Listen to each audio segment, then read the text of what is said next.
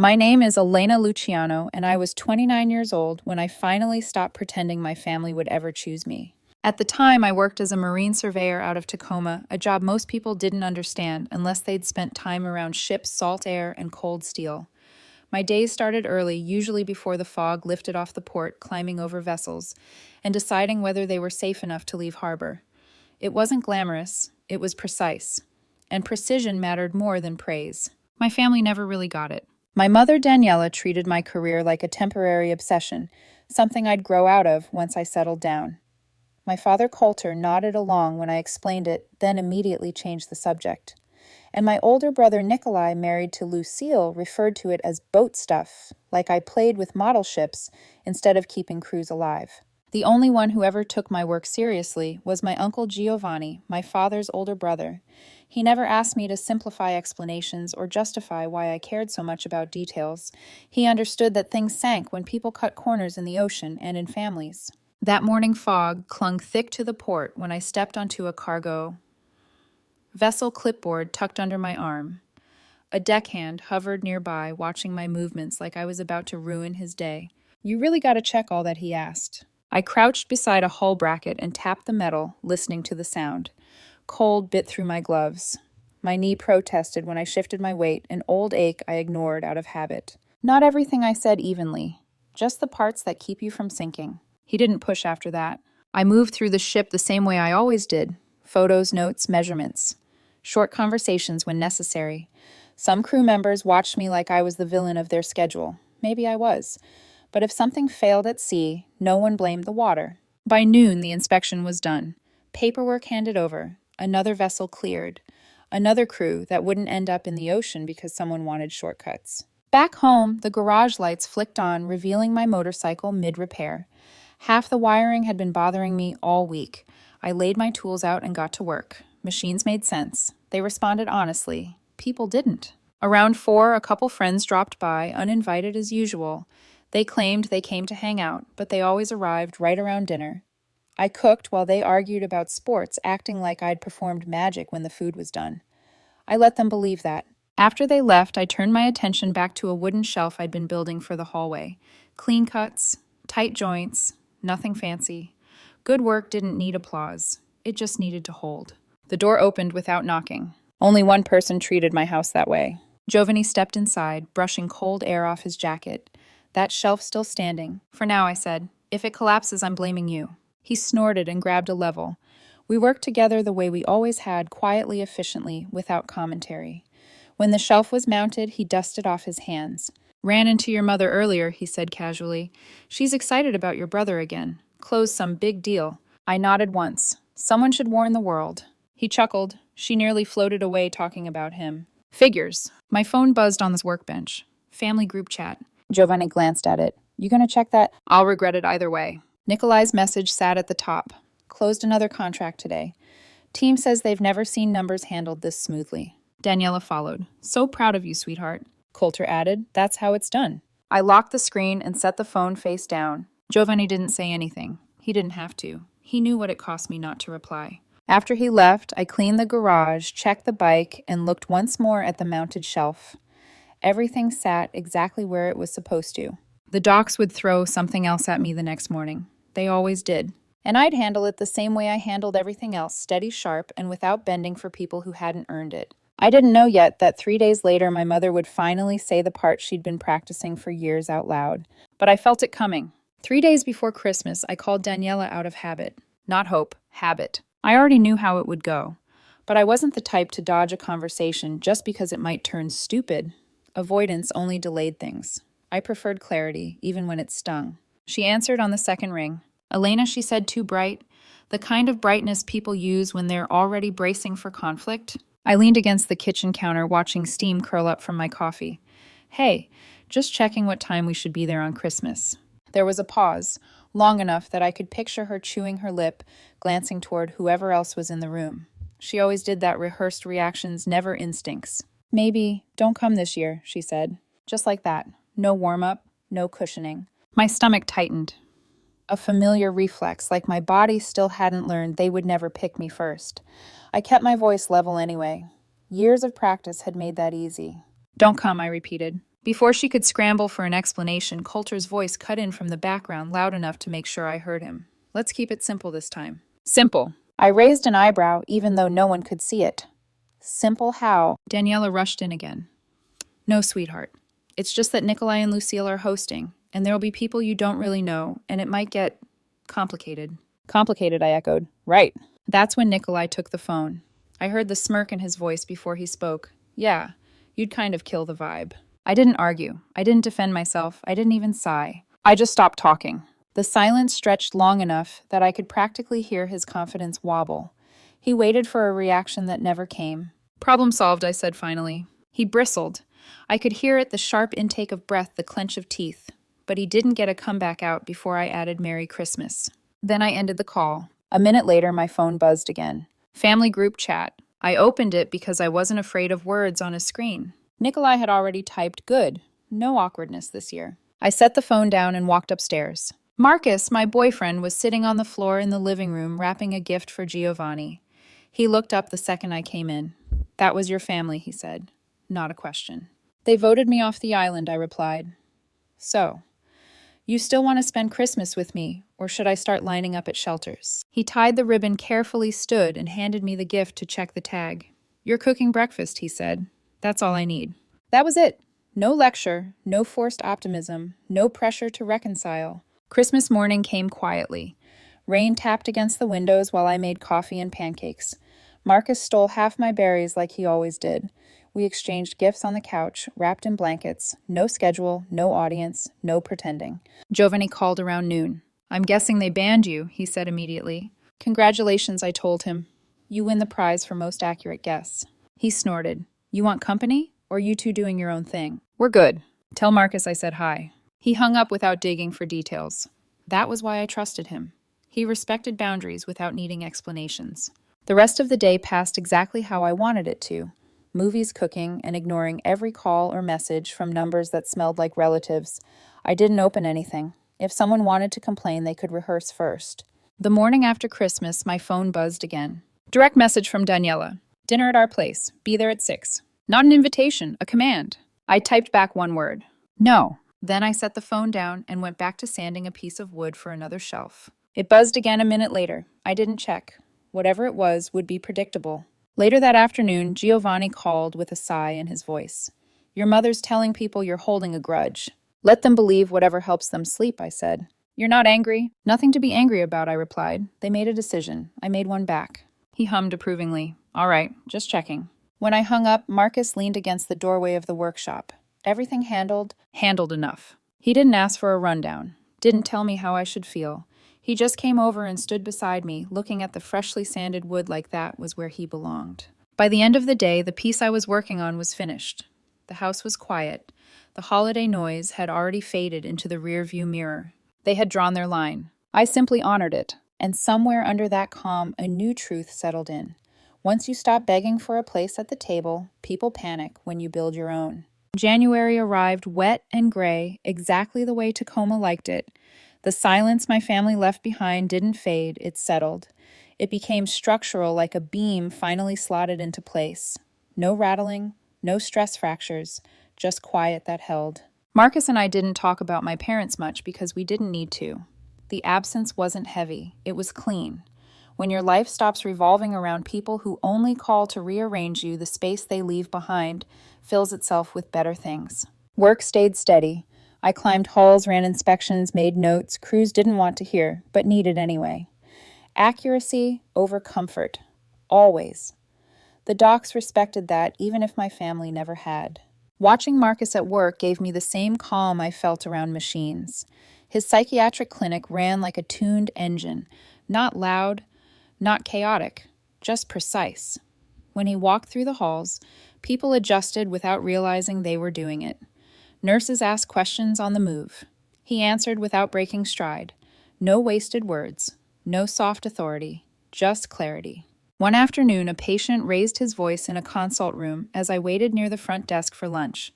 Before I could even stand, Marcus stepped into the doorway, posture relaxed, eyes steady. Mr. Haynes, he said evenly, you're frustrated, not dangerous. Sit down. We'll talk about the real issue. The man sat. Marcus stepped back out a moment later and gave me a small nod like nothing unusual had happened. Ready. Always. We grabbed lunch near the water. He liked the tea. I liked the view. A couple of my friends showed up halfway through, people who'd known me long enough to skip pleasantries. One of them looked Marcus over and grinned. "So you're the famous doctor," psychiatrist Marcus corrected calmly. "Doctor is too vague." They laughed. He didn't charm them. He didn't adjust his tone to be liked. He stayed exactly who he was, and somehow that made everyone lean in instead of back. Later that week, at a friend's gathering, someone with too much confidence and not enough sense tried to impress Marcus by explaining psychology to him, cornered him with a drink, and said, "I read online, psychiatry is basically guessing. Must be an easy job." Marcus tilted his head slightly. "If guessing worked," he replied, "your conversation skills would be better." The guy shut up so fast I nearly applauded. Being with Marcus felt clean. No drama, no performance, just two people who knew how to move through a room without tripping over expectations. The proposal wasn't planned. It happened on a Saturday morning while we were making breakfast. Marcus was slicing fruit at the counter, humming something I didn't recognize. I set the pan down, wiped my hands, and said his name. He looked up immediately. "What's wrong?" "Nothing," I said. "Marry me." No speech, no build-up, just truth. He didn't blink. "Yes." That was it. No gasp, no theatrics. He said it the way he did everything direct, certain, not waiting for approval from anyone else.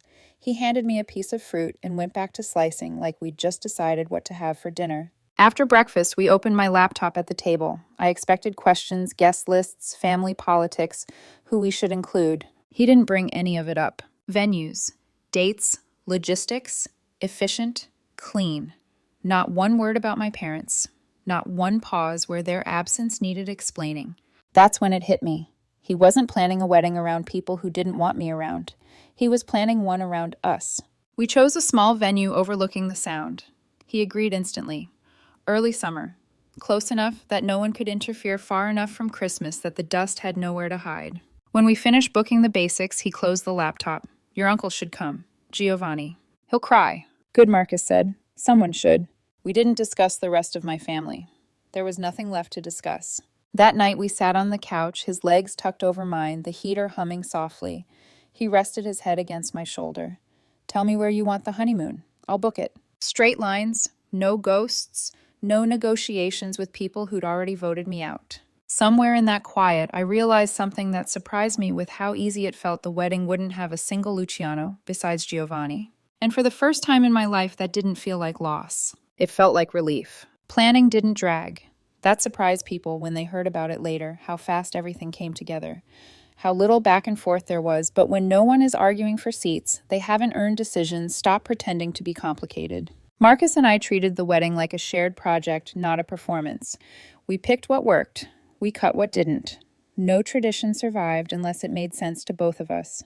The venue sat on a rise above the Sound, quiet and open, the kind of place where the wind did most of the talking. When we visited it the first time, Marcus walked the grounds the way he walked hospital corridors, scanning, assessing, filing away details without narrating them. He stopped near the overlook, looked out across the water, and said, "This spot works." That was enough. Early summer. 40 guests, maybe fewer. People who had shown up consistently, his colleagues, his family, my friends, Giovanni. No placeholders. No obligatory invites meant to soothe egos we weren't interested in managing.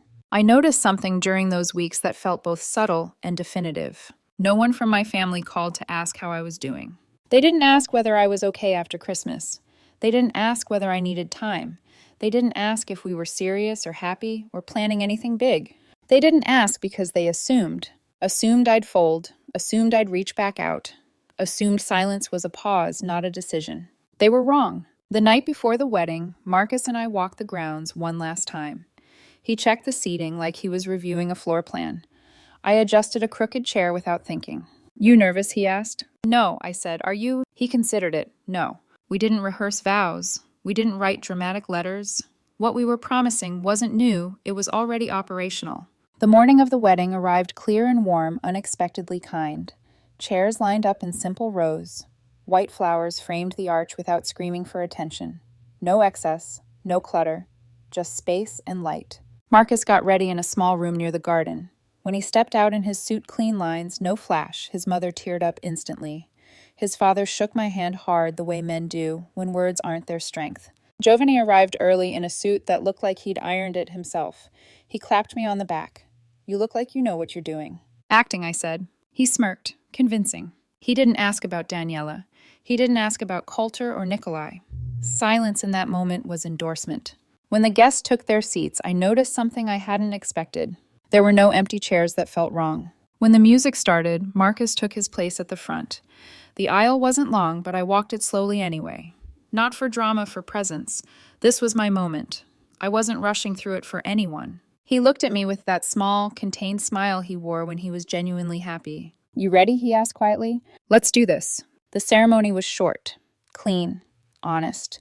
No bloated speeches, no vague metaphors about storms and ships.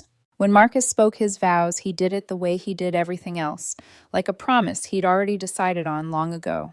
When it was my turn, I kept mine steady. "I choose you," I said. "Every day. No conditions." His fingers tightened around mine. That was his version of tearing up. When we were pronounced married, there was no dramatic dip or theatrical kiss. He leaned in, kissed me once. Unhurried, like we still had things to do afterward. The reception unfolded the same way the rest of the day had naturally. His mother hugged him every 10 minutes. His father told me twice that he liked my confidence. Giovanni avoided dancing by claiming knee pain no one believed. No interruptions, no surprise appearances, no one demanding credit for raising me. When we left, the sun was dropping, turning the water gold. Marcus slipped his hand into mine. "That went better than most therapy sessions," he said. "Lower stakes," I replied. We drove away without looking back. 3 days passed before either of us posted anything. 2 photos from Marcus, 2 from me. No captions, no explanations. We didn't need to announce anything. The explosion happened anyway. The post sat quietly for a few days, exactly the way we intended. No captions, no speeches, no justifications. Just images. One of Marcus and me walking back up the aisle, the other from the reception, where I was looking at him like he'd just asked me a question only the 2 of us understood. That was all it took. Screenshots started moving through family pipelines the way gossip always does. Faster than truth, louder than context. Someone forwarded the photos to Daniela. Probably a cousin. There was always a cousin who liked to feel important by being first. I didn't check my phone when it started buzzing. I didn't need to. Recognition came before congratulations. Outrage before joy. Lucille jumped in immediately. She took one of the photos the aisle shot and reposted it inside a local social chat full of women who called gossip updates and treated other people's lives like public commentary.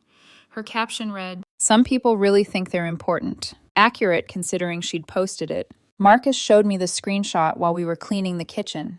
I glanced at it once and shook my head. "She must be bored chronically," he said. 10 minutes later, his phone buzzed again. Message request. Lucille. "We should do lunch sometime. I love smart women. You'd be such a fun addition to our circle." Marcus typed back without pausing. "Thank you. My schedule is full." Polite, final. Lucille replied instantly. "Oh, I didn't realize therapists were so busy. Must be cute for you." Marcus read it once. Didn't correct the word. Didn't engage. He locked his phone. "She's emotional," he said calmly. "That's generous. She'll escalate." He said it the way people comment on the weather, observational, not worried. Lucille didn't disappoint. 2 more passive-aggressive posts appeared within the hour. Vague, pointed, carefully worded to invite speculation without accountability.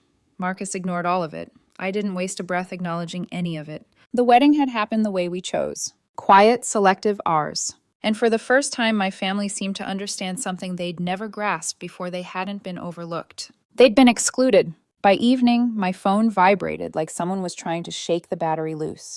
Daniela called again, then Coulter, then messages, long broken paragraphs packed tight with guilt. "Why would you do this without telling us you embarrassed the entire family?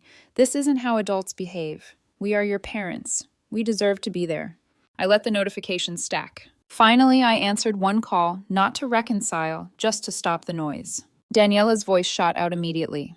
"How could you get married without inviting us?" "Do you know how this makes us look?" Coulter added in the background. "I didn't think you cared how I looked," I said evenly, so I returned the favor. Coulter took the phone. "Elena, this is petty." "You told me not to come to Christmas," I replied. A wedding felt more complicated than dinner. Wouldn't want to make things awkward. Silence 2 full seconds. Daniela rushed back in. "We didn't mean it like that.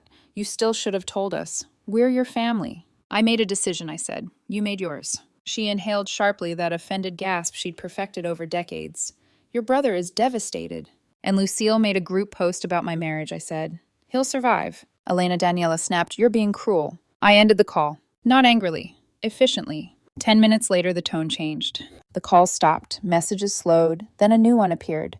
Who is Marcus's father? There it was. I didn't answer. I didn't need to. Daniela tried again, softer this time. Does his family own something? We heard they run clinics. Psychiatric. Why didn't you tell us? The curiosity was almost impressive how fast concern replaced outrage when leverage entered the room. I called them back then, not because they deserved it, but because some things needed to be said out loud. Daniela answered immediately. Honey, we didn't realize his family was established. I laughed once quietly.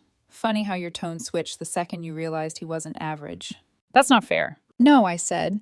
What wasn't fair was dropping me from Christmas because I didn't fit Nikolai's aesthetic. Coulter tried to salvage it. We're just trying to understand. You deserve nothing, I replied. Information is earned. So is respect. Silence. We just want to reconnect, Daniela said weakly. You didn't want to reconnect when you thought he was just another man dating me, I said.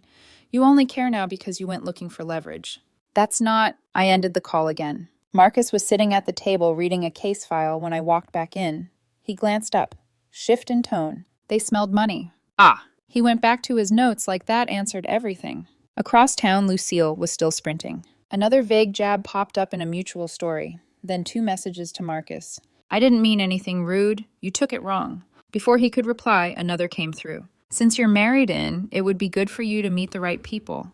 Connections matter. Marcus typed once clean and calm. Appreciate the offer. I'm not available for social networking.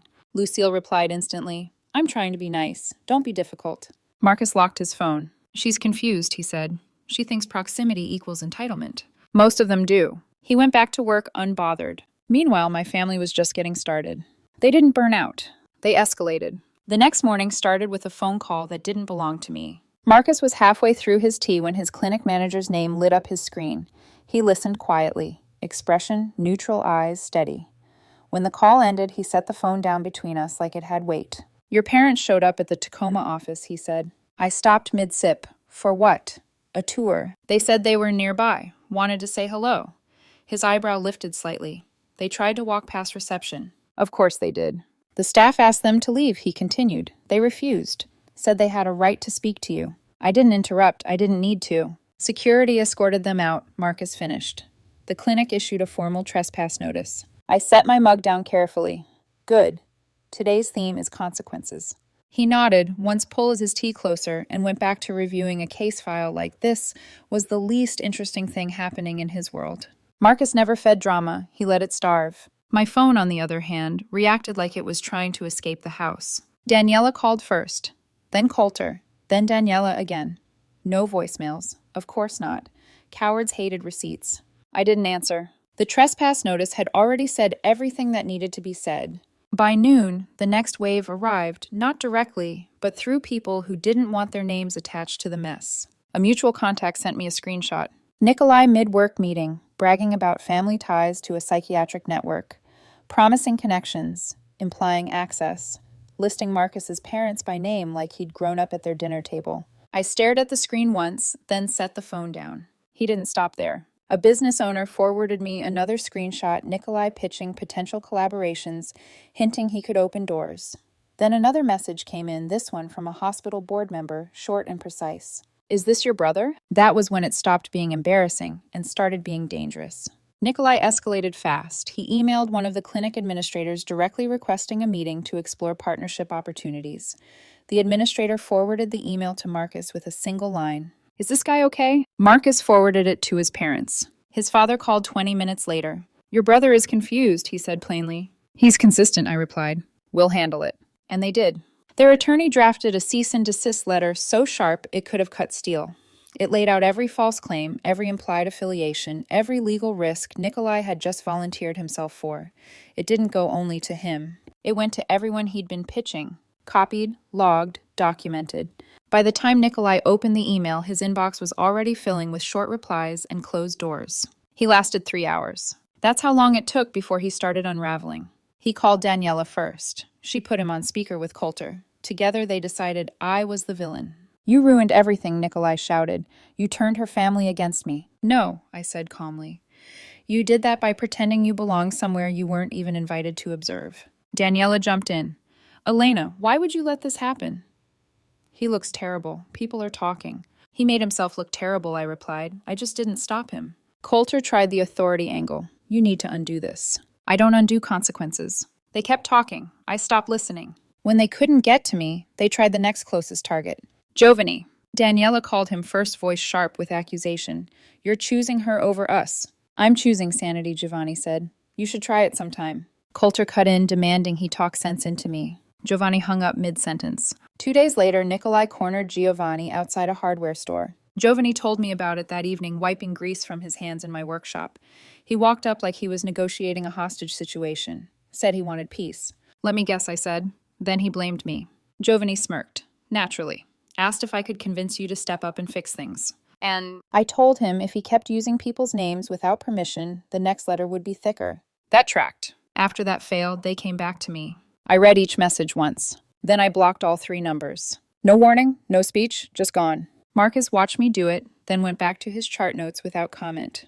He never congratulated me for boundary setting. He treated my decisions like facts, not emotions. The next day, my phone was finally quiet. Peace wasn't something I asked for. It was something I enforced. The quiet lasted exactly 2 weeks. That's how long it took for Nikolai to convince himself he deserved one last attempt. I was in the garage when the pounding started hard, uneven, frantic. Not a knock, a demand.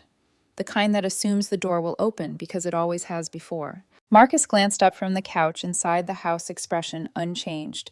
He listened for a few seconds, then said, One set of footsteps. He's alone.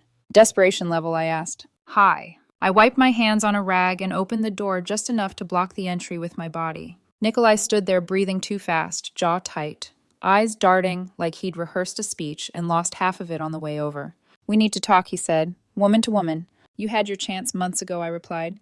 You used it to vote me off Christmas Island. He tried to step forward. I didn't move. He bumped my shoulder and bounced back like he'd hit a wall.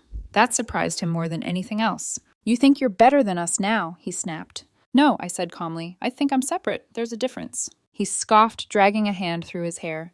You ruined everything. That letter, you think I wanted that. You poisoned them against me. I didn't have to, I said. You talked yourself into that mess. That family name could have opened doors for me, he barked. You tried stealing credibility from people you've never met, I cut in. If you weren't my brother, that'd be career-ending stupidity. Actually, it still is. His face twisted. You think you're untouchable now because you married into money. I tilted my head. Are you threatening me, or is this another seminar on your victimhood? He stepped forward again, fists tightening. Don't test me. One more step, I said quietly, and I'll have the cops escort you out the same way the clinic escorted our parents. I don't bluff. That landed. His shoulders jerked like a string had been pulled. You're unbelievable, he spat. You're choosing his family over your own. No, I replied. I'm choosing people who don't lie, trespass, or weaponize my name. You're not on that list. He stared at me, mouth opening and closing, searching for something sharp enough to wound. Nothing came. This isn't over, he said finally. It is, I answered. You just don't like the ending. I closed the door. He didn't knock again. 3 days later, Daniela and Coulter tried their own version. Marcus and I were leaving a restaurant downtown, one of the few places he liked, because the menu didn't pretend to be inspirational literature. We stepped onto the sidewalk, and there they were standing too close to the entrance, smiles preloaded. Elena Daniela said brightly, Marcus, what a surprise. Marcus stayed half a step behind me, arms crossed, watching them like a behavioral study. We were just telling friends inside how proud we are of you, Coulter added loudly, scanning the sidewalk for witnesses. Newlyweds. Such an exciting time. They wanted an audience. I didn't give them one. You don't get to pretend, I said. Save it for people who didn't see your holiday performance. Daniela blinked. Coulter stiffened. We're trying to move forward, he said. With what I asked. You didn't show up when it mattered. You showed up in a parking lot when it was convenient. Daniela's voice cracked into something thin and sharp. Stop making us look bad. I'm not, I replied. You did that work yourselves. A couple passing by slowed, clearly catching the tone. Coulter noticed and pulled back, realizing they'd lost control of the narrative. I took Marcus's hand. We're done here. As we walked away, Daniela called my name, once stretched it like a plea. I didn't turn around. Back in the car, Marcus buckled his seatbelt calmly. Concise. They prefer concise. They'll try again. Not with me. He didn't argue. That weekend, Giovanni came over carrying grocery bags like he owned the driveway. Pasta, tomatoes, garlic bread. He set them on the counter with authority. "You're cooking," he said. "I'll supervise." Marcus raised an eyebrow. "Which family is this?" Giovanni smirked. "The one that knows how to use a doorbell." We cooked. We ate. We talked about nothing important and everything that mattered. When Giovanni lifted his glass, he said, "To peace." Marcus added, "To earn peace." I tapped my glass against theirs. No speeches, no closure monologues, just a door that finally stayed closed. And on the other side of it, a life that worked exactly the way it was supposed to. The silence after that stayed. Not the fragile kind that waits to be broken, but the solid kind, the kind you can lean on without worrying it will collapse under someone else's expectations. No surprise calls, no third-party messages. No, just checking in texts, pretending nothing had happened. They had tried every door. Each one stayed closed. Life didn't slow down after that. If anything, it moved cleaner. Mornings came with purpose instead of tension. I went back to the docks, boots hitting steel clipboard in hand, fog curling low over the water like it always had. Ships still needed inspection. People still needed honesty more than comfort. That part of my world had never lied to me. Marcus thrived in the same way. His clinic ran smoothly, uninterrupted by drama that no longer had access. No unexpected visits, no boundary testing. The cease and desist letter had done its job quietly the way effective things usually do. One evening, Giovanni stopped by, again this time, without groceries, without announcements. He leaned against the counter while I finished tightening a bolt on the motorcycle. "You holding up?" he asked. "I'm good," I said, and meant it. He nodded once, then "Don't look back." I didn't. Weeks passed. Then months. My parents' names stopped coming up entirely, not because we were avoiding them, but because they no longer belonged in the rhythm of our lives. Absence stopped feeling like punishment and started feeling like accuracy. One night, Marcus and I sat on the couch, legs tangled the house quiet, except for the low hum of the heater. He flipped through a book while I rested my head against his shoulder. "You know," he said casually, "most people think closure requires a conversation." "They confuse closure with permission," I replied. He smiled faintly. "You never asked for permission." I stopped believing they could give it. That was the truth of it. Family, I learned, wasn't defined by blood or obligation or shared last names. It was defined by behavior, by who showed up without demanding credit, who respected boundaries without arguing, who didn't mistake proximity for entitlement. Giovanni understood that. Marcus lived it. The rest had disqualified themselves. On a quiet Sunday evening, the three of us sat around the table eating dinner that didn't feel like a negotiation. No one mentioned Daniela. No one mentioned Coulter. No one mentioned Nikolai. No one needed to. Actions had already closed that chapter. I looked around the table at the man I chose at the uncle who never asked me to shrink, and felt something settle that I hadn't felt growing up. Not victory. Not revenge. Peace. Earned. Maintained. Protected. Some people think cutting family off is about punishment. They're wrong. Sometimes it's just about building a life that actually works, and refusing to let anyone dismantle it because they're uncomfortable watching you live without them.